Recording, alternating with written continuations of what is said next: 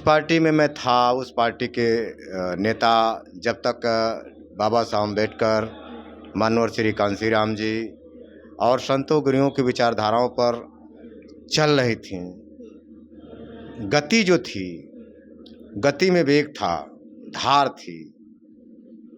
आज वो गति धीमी हो गई है। जो वर्तमान में केंद्र और उत्तर प्रदेश में डबल इंजन की सरकार है, जो वादा करके आई उन वादों पर खरी उतरी नहीं। जनता परेशान है, किसान परेशान हैं, नौजवान पढ़ लिख करके बेरोजगार हैं, महंगाई चरम सीमा पर है। और जो बाबा साहब डॉक्टर अंबेडकर द्वारा जो संविधान में आरक्षण दिया गया है, उस आरक्षण के ऊपर कुठाराघात हो रहा है। धीरे धीरे सरकारी संस्थाओं को निजीकरण करके उस अधिकार को लाचार विवश कर दिया गया। तो ऐसी स्थिति में समाज के लोगों को लगा कि नहीं, और हमें भी लगा कि राष्ट्रीय अध्यक्ष श्री अखिलेश यादव जी इस लड़ाई को तेजी से लड़ रहे हैं और इस लड़ाई में बड़े पैमाने पर जो पूर्व का 2022 में भी और 2000 अभी मैनपुरी का चुनाव हुआ है, उसमें भी बीजेपी को रोकने के लिए लोग बड़े पैमाने पर उनका साथ दिए हैं और समाजवादी पार्टी का आगे भी साथ देंगे। अच्छा रिजल्ट देते हुए आदरणीय बहन जी ने हमें 2012 में उम्मीदवार बनाया बांसगांव सुरक्षित विधानसभा से, और चुनाव के ठीक पहले हमारा टिकट जो उम्मीदवार बनाए थे उनको उम्मीदवारी से हटा दिया।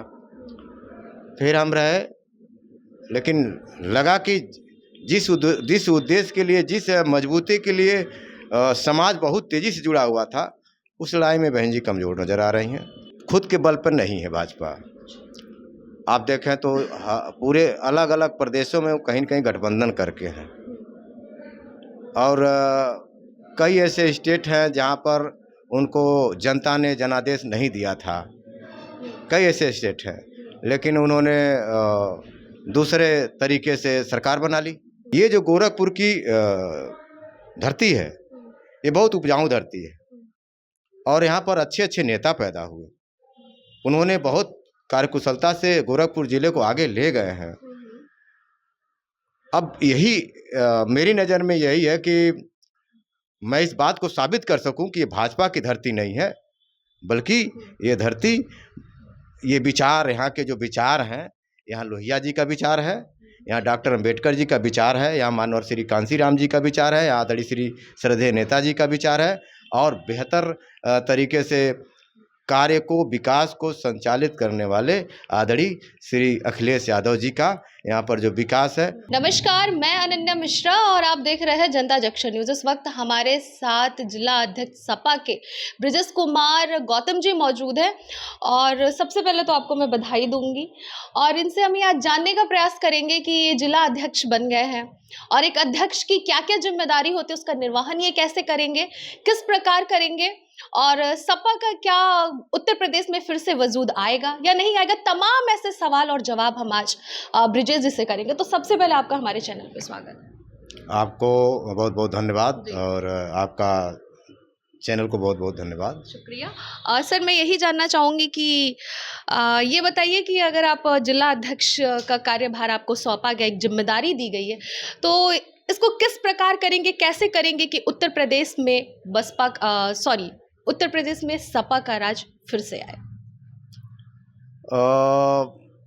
इस मूवमेंट पर तो माननीय राष्ट्रीय अध्यक्ष जी काम कर रहे हैं, लेकिन अपनी बात शुरू से करने से पहले मैं समाजवादी पार्टी के राष्ट्रीय अध्यक्ष आदरणीय श्री अखिलेश यादव जी को मैं बहुत बहुत बधाई शुभकामना देता हूं कि आपने हमें जिला अध्यक्ष के तौर पर गोरखपुर जैसे बड़े जिला का जिला अध्यक्ष बनाया। मैं आदरणीय राष्ट्रीय अध्यक्ष जी को अपने तरफ से, अपने समाज की ओर से, दलितों, पिछड़ों, वंचितों की ओर से बहुत बहुत उनको शुभकामना देता हूं और भरोसा दिलाता हूं कि जिस उम्मीद से उन्होंने ये अवसर मुझे दिया, मैं भरोसे पर खरा उतरूंगा। ठीक है, आपने भरोसे की बात की, खरा उतरूंगा। आप इसके पहले बसपा में भी जिला अध्यक्ष रहे हैं, तो भरोसा तो आपको मायावती जी जी को भी आपके ऊपर होगा या फिर आपको उनके ऊपर होगा। ऐसे कौन से वो गिले शिकवे थे? क्या आप उनके नियम और कानून के मुताबिक नहीं उतरे, या फिर वो आपके हिसाब से कहीं ना कहीं लगा कि मुझे लगता है कि मुझे इस पार्टी को छोड़ना चाहिए? कहीं ना कहीं मायावती में आपको कमी दिखी या फिर उनको आप में दिखी? क्या वो वजह थी जो आप उस जिला अध्यक्ष उस पार्टी के कुर्सी को छोड़ के फिर से आप जिला अध्यक्ष की कुर्सी पे बैठे हैं, लेकिन पार्टी अलग है, काम तो वही रहेगा, पार्टी अलग है, ये क्या वजह थी? जिस पार्टी में मैं था उस पार्टी के नेता जब तक बाबा साहब अम्बेडकर, मानवर श्री कांशीराम जी और संतों गुरुओं की विचारधाराओं पर चल रही थी, गति जो थी, गति में वेग था, धार थी। आज वो गति धीमी हो गई है। तो ऐसी स्थिति में मैंने उस दल को छोड़ा और संविधान में दिए अधिकार को मजबूती से सदन से लेकर सड़क तक आदरणीय राष्ट्रीय अध्यक्ष श्री अखिलेश यादव जी लड़ रहे हैं, संघर्ष कर रहे हैं। भारतीय जनता पार्टी जो वर्तमान में केंद्र और उत्तर प्रदेश में डबल इंजन की सरकार है, जो वादा करके आई उन वादों पर खरी उतरी नहीं। जनता परेशान है, किसान परेशान हैं, नौजवान पढ़ लिख करके बेरोजगार हैं, महंगाई चरम सीमा पर है। और जो बाबा साहब डॉक्टर अंबेडकर द्वारा जो संविधान में आरक्षण दिया गया है, उस आरक्षण के ऊपर कुठाराघात हो रहा है। धीरे धीरे सरकारी संस्थाओं को निजीकरण करके उस अधिकार को लाचार विवश कर दिया गया है। तो ऐसी स्थिति में समाज के लोगों को लगा कि नहीं, और हमें भी लगा कि राष्ट्रीय अध्यक्ष श्री अखिलेश यादव जी इस लड़ाई को तेजी से लड़ रहे हैं और इस लड़ाई में बड़े पैमाने पर जो पूर्व का 2022 में भी और 2000 अभी मैनपुरी का चुनाव हुआ है, उसमें भी बीजेपी को रोकने के लिए लोग बड़े पैमाने पर उनका साथ दिए हैं और समाजवादी पार्टी का आगे भी साथ देंगे। तो अब ये अगर सिंपल एक वर्ड एक लाइन में अगर कहा जाए तो आप ये कहना चाहते हैं कि भाजपा को मात देने के लिए सपा ही है, इसलिए आप बसपा को छोड़े हैं? वो जग जाहिर है कि भाजपा के जो सीट है तो सेकंड पार्टी तो समाजवादी पार्टी है और स्वाभाविक है कि जिस तरह से राष्ट्रीय अध्यक्ष जी हर मुद्दे की लड़ाई लड़ रहे हैं तो वो तो होगा। लेकिन सर हम ये जानना चाहेंगे कि अगर आप ये बात जो कह रहे हैं जिला अध्यक्ष की कुर्सी पे बैठे हुए हैं, तो वो चीज़ें जो आप कह रहे हैं कि ऐसा तो नहीं है कि कहीं आप बसपा की सरकार में थे। आपने ये खुद कहा भी कि जो मात देने वाली सरकार है वो सपा की ही सरकार है जो भाजपा को मात दे सकती है।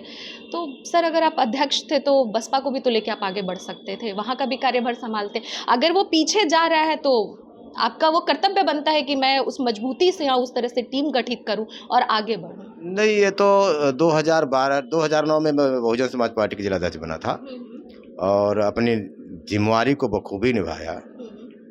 अच्छा रिजल्ट देते हुए आदरणीय बहन जी ने हमें 2012 में उम्मीदवार बनाया बांसगांव सुरक्षित विधानसभा से, और चुनाव के ठीक पहले हमारा टिकट जो उम्मीदवार बनाए थे उनको उम्मीदवारी से हटा दिया। फिर हम रहे, लेकिन लगा कि जिस उद्देश्य के लिए, जिस मजबूती के लिए समाज बहुत तेज़ी से जुड़ा हुआ था, उस लड़ाई में बहन जी कमज़ोर नज़र आ रही हैं। और भाजपा को रोकना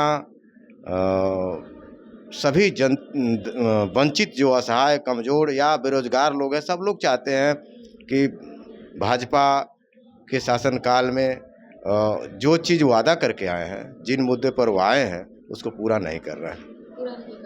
लेकिन सर भाजपा बहुत लोकप्रिय पार्टी भी बनती जा रही है। जब देखो तब विजयी जहां तहां से प्राप्त कर रही है, काफ़ी लोकप्रिय है। तो फिर इस बात को कैसे आप कह रहे हैं, थोड़ा सा एक्सप्लेन करें। नहीं, जहाँ जहाँ बहुत बड़ी पार्टी खुद के बल पर नहीं है भाजपा। आप देखें तो पूरे अलग अलग प्रदेशों में कहीं न कहीं गठबंधन करके हैं, और कई ऐसे स्टेट हैं जहाँ पर उनको जनता ने जनादेश नहीं दिया था, कई ऐसे स्टेट हैं, लेकिन उन्होंने दूसरे तरीके से सरकार बना ली। लेकिन अब ऐसा नहीं होने वाला है। अब कई स्टेट जो हिंदी राज्य हैं, हिंदी राज्य भी कई ऐसे ऐसे राज्य हैं जहां पर बीजेपी, मुझे लगता है, मेरी नज़र में लगता है कि वो कमज़ोर साबित हो रही है और 2024 में वो मात खा जाएगी। अब ये बताइए कि आप अखिलेश जी तो आपको ये कार्यभार सौंप दिए, जैसे आप बोल रहे हैं कि काफ़ी बड़ा ये जिला है, गोरखपुर एक बहुत बड़ा जिला है जिसकी जिम्मेदारी मेरे ऊपर सौंपी गई है, जिस तरह से आप कह रहे हैं आपको खुशी भी महसूस हो रही है। तो ये बताइए, लोकसभा चुनाव जो आने वाला है इसमें क्या लग रहा है, हार पाएगा बीजेपी? आप ऐसा कौन सा रणनीति बनाएंगे जिससे सपा आ जाए? रणनीति तो आदरणीय राष्ट्रीय अध्यक्ष जी बनाए हुए हैं। जो रणनीति बनाकर भेज रहे हैं उसी को हम इम्प्लीमेंट करा देंगे। और जो और समाज के और वर्ग के लोग हैं जो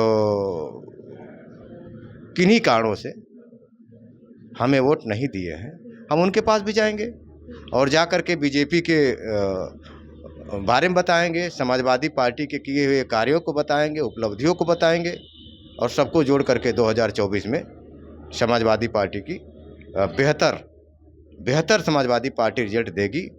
और जहां मैं बैठा हूं इस अगल बगल मेरी कोशिश होगी कि हम यहां से बेहतर रिजल्ट दें और लोगों से अपील करेंगे कि भारतीय जनता पार्टी को रोकने के लिए आप लोग भी आइए और जो महंगाई बेरोजगारी है उसके खिलाफ आप लोग वोट करिए। तो आपको उम्मीद है कि सपा आ जाए? हाँ, सपा आना ही है। आना ही है। आना ही है। अब ये बताइए कि अगर चुनाव की हम बात किए, हमने लोकसभा की बात की, अब विधानसभा की बात करें तो क्या लग रहा है कि सपा का कोई विधायक आएगा? क्योंकि शुरू से अगर देखा जाए तो गोरखपुर एक ऐसा गढ़ है जहाँ पे भाजपा का ही राज रहा है, कभी किसी और पार्टी का कोई विधायक नहीं आया। अगर काफ़ी लंबे अरसे से आप देखें तो क्या लग रहा है इस बार आपके आने से आएगा कोई सपा का विधायक?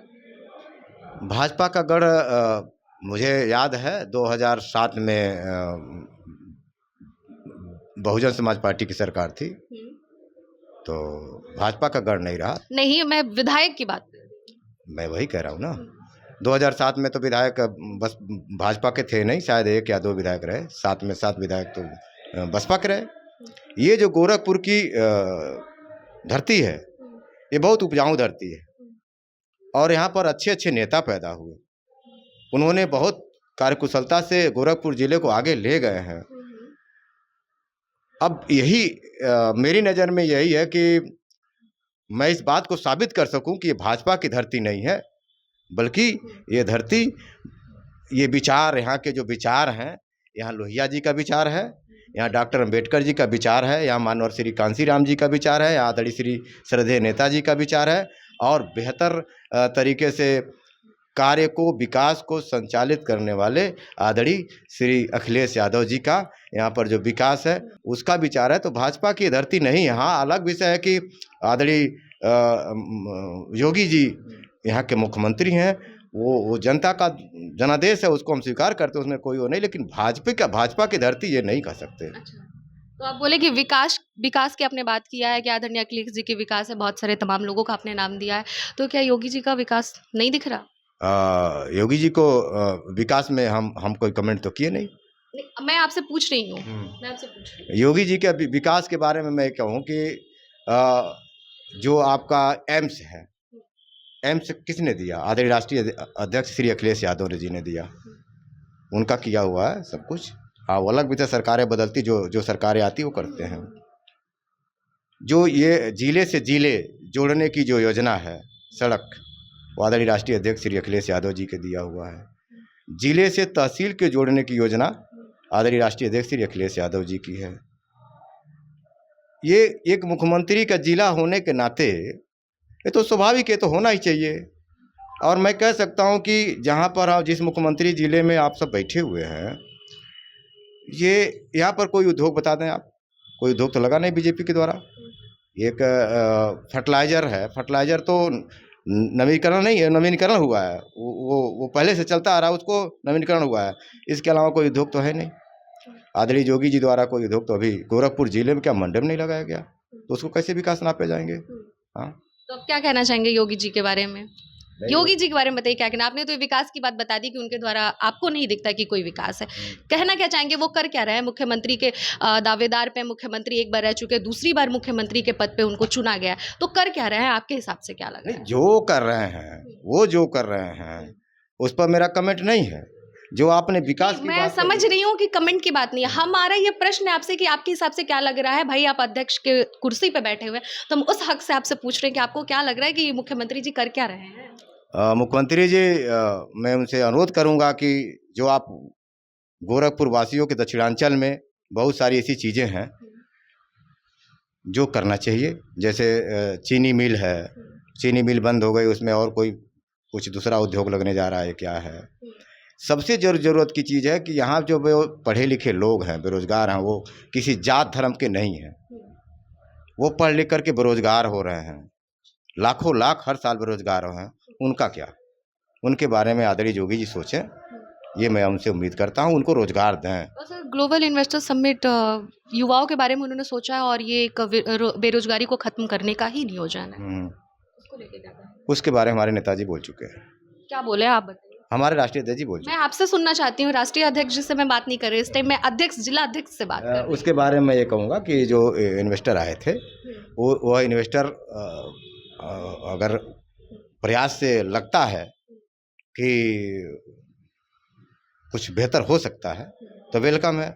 अभी तो कुछ दिख नहीं रहा है। उम्मीद क्या लग रहा है उम्मीद पर दुनिया कायम है। मैं तो कर रहा हूँ, अगर कुछ हो जाए तो आपको? बेहतर है। उम्मीद क्या लग रहा है? मैं उम्मीद करूंगा कि अगर प्रयास उनका उम्मीद करूंगा नहीं, उम्मीद क्या लग रहा है? ग्लोबल इन्वेस्टर समिट को लेकर उम्मीद क्या लग रहा है कि भाई जो उन्होंने कहा है जिस तरह से कि बाहर की कंपनियां आएंगी, हमारे उत्तर प्रदेश में आएंगी, उसको लेकर आपका क्या विचार लग रहा है? क्या वाकई में आए, स्वागत है, स्वागत है, कंपनियां आए, मतलब स्वागत। यकीन है ना कि योगी जी जो बोले वो करके दिखाएंगे? नहीं, कैसे मान लेंगे? तो वही चीज हम आपसे जानना चाहते हैं। नहीं है, यह कि नहीं है। 2017 के चुनाव में जो वादा किए थे उस पर खरा नहीं उतरे तो कैसे कौन सा मान वादा? लीजिए? इन्होंने कहा था कि 100 दिन में गड्ढा मुक्त सड़कें होंगी। कहाँ गड्ढा मुक्त सड़कें हुई? आज तक नहीं हुई। कुछ प्रमुख रोडों को छोड़ दिया जाए तो आज भी आप गांव में जाइए, बहुत बुरा हाल है। उन्होंने कहा था कि बेरोजगारों को रोजगार मिलेगा, नहीं मिला। गैस सिलेंडर इतना महंगा है, महंगाई बढ़ रही है।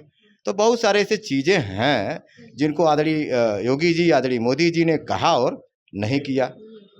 तो ये अगर सपा की सरकार आ जाती है उत्तर प्रदेश में, तो कौन सा वो पहला कार्य होगा जिसको पहले वो करेगी? जो समाजवादी पार्टी के राष्ट्रीय अध्यक्ष जी ने अभी तो जो उनका बयान है, उन्होंने कहा था कि सरकार आते ही सबसे पहले काम उन्होंने कहा करेंगे कि जातिवार जनगणना कराएंगे। सबसे पहले जातिवाद? जातिवार आपको क्या लगता है सही है जातिवाद जनगणना एकदम कराना? सही, किस एकदम प्रकार, किस प्रकार? जब इस देश के अंदर पशुओं की गिनती हो सकती है, शेर की गिनती हो सकती है, चीता की गिनती हो सकती है, तो सामाजिक भागीदारी सुनिश्चित करने के लिए जातिवार जनगणना होना चाहिए। इस नाते भी होना चाहिए कि जितनी दिन की जनसंख्या है उसी के हिसाब से उनको हिस्सेदारी मिलनी चाहिए। ये सुनिश्चित हो कि अच्छा, हम जब कागजात बनवाते हैं तो उसमें जात प्रमाण पत्र बनता है। अनुसूचित जात का बनता है, अनुसूचित जनजात का बनता है, पिछड़ी जात का बनता है और अलग अलग जातियों का बनता है। तो फिर जब जातिवार जनगणना होने में क्या गुरेज है? मुझे नहीं लग रहा है कोई दिक्कत होनी चाहिए।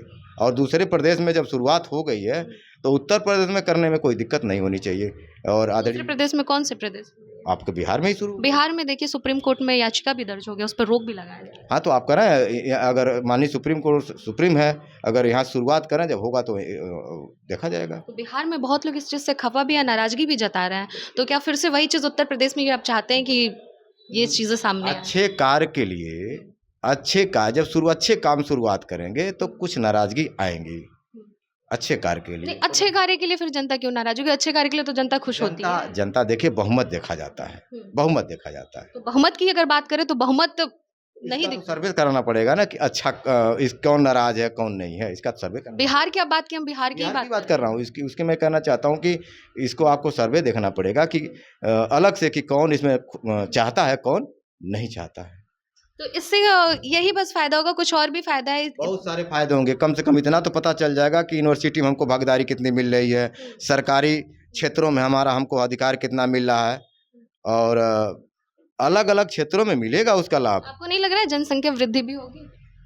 जनसंख्या वृद्धि होगी मतलब? बिल्कुल, बिल्कुल होगा। अगर जिस जाति को पता चलेगा कि हमारी जनसंख्या कम है, अगर जिस तरह से आप बात कर रहे हैं, तो जनसंख्या भी वृद्धि होगी। ये एक बहुत बड़ी बात है। जनसंख्या को लेकर आप जानते ही होंगे कि चीन के बाद दूसरा स्थान अपने भारत का आता है। तो ये बहुत चिंताजनक बात है। अब आज के तारीख में मैं इस बात को कहूँ कि अब लोग यहाँ के इतने समझदार हो गए हैं, इतने समझदार हो गए हैं कि 2 बच्चे पढ़ाने में उनको सोचना पड़ रहा है। सरकारी स्कूल में जो स्थिति आप जान रहे हैं, लेकिन प्राइवेट स्कूलों में आप बच्चे को पढ़ाया, हो सकता है आपके घर के बच्चे पढ़ रहे हों, इतनी स्कूल महंगी है, स्कूल की फीस महंगी है कि वो अपना दे नहीं पा रहा। तो चाह रहा बच्चे हमारे ज़्यादा ना हो, बल्कि एक या 2 ही हों। ये राजनीति का जो लोगों के अंदर जो उबाल होता है ना, उसमें कोई अपना घर परिवार नहीं देखता। बड़ा शान और शौकत की बात आ जाती है। उस टाइम लोग राजनीतिक अपना घर परिवार नहीं देखते भाई मेरे रुतबे का बात है, मैं जो चाहे वो करूंगा, लेकिन अपनी पार्टी के लिए कुछ भी कर सकता हूँ। मेरा बात ये है। हम अंधभक्ति की बात नहीं कर रहे, हम अंधभक्ति हो जाती है। सर देखिए, आम जनता इसमें पिसती है, चाहे पार्टी कोई भी हो, आम जनता पिसती है। ये आपको भी अच्छा से पता है कि बड़े बड़े नेता लोग का पीछे क्या रहता है और सामने क्या रहता है, सबको पता है। तो इसमें जनता पिसती है। जनता के भविष्य को देखते हुए मैंने आपसे सवाल नहीं, हम जो बहुमत है, बहुमत चाहता है, इस देश का बहुमत चाहता है कि जनगणना होनी, जातिवार जनगणना होनी चाहिए, जातिवार जनगणना होनी चाहिए। चलिए, तो ये थे हमारे साथ ब्रिजेश कुमार गौतम जी, जिनका बयान आप लोगों ने सुना, जिन्होंने कहा कि लास्ट में इन्होंने ये भी कहा कि जातीय जनगणना भी होना चाहिए, इनके हिसाब से वो चीज़ सही है। दूसरा चीज़ इन्होंने ये कहा कि उत्तर प्रदेश में सपा की सरकार आएगी भी, और इनका ये भी है कि अगर ये अध्यक्ष की कुर्सी पे बैठे हैं तो अध्यक्ष का इनका वो रणनीति होगा, इस तरह से वो अपने चलाएंगे, सपा में कमान छोड़ेंगे, जिस तरह से कि सपा का राज उत्तर प्रदेश में होगा। अब ये तो आने वाला वक्त बताएगा। इसी के साथ मैं अनन्या मिश्रा आपसे विदा लेती हूँ। देखते रहिए जनता जंक्शन न्यूज़। जय हिंद।